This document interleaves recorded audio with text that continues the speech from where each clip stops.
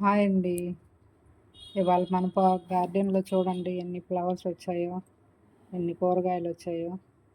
ఇవి కోస్తుంటే ఎంతో థ్రిల్‌గా, ఆనందంగా, ఎంతో సంతోషంగా ఉందండి.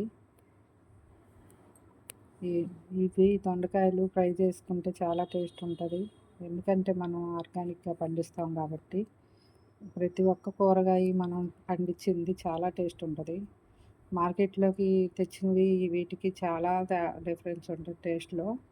మనం ఇది అలవాటు పడిద్దామంటే ఒక్కసారి మనకు బయటియి నచ్చవు. కాకపోతే అన్ని కూరగాయలు పండించడం మన వల్ల అవ్వదు కదా!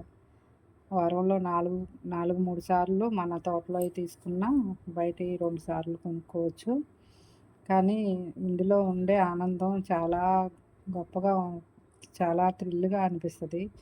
మన తోటలో, మన గార్డెన్‌లో, మన ఇంట్లో ఎంజాయ్ చేయటం అంటే కొంచెం మనం కొద్దిగా ప్లేస్‌లో గూడా ఏర్పాటు చేసుకునే దాన్ని బట్టి ఉంటది. బయటికి ఎక్కడికెళ్ళి మనం అంత ఎంజాయ్ చేయలేము తోటల్లో. అవి కోస్తూ ఉన్నప్పుడు కలిగే ఆనందం ఎంత మనం డబ్బిచ్చి కొనలేము అలాంటిది. చాలా చాలా హ్యాపీగా అనిపిస్తది.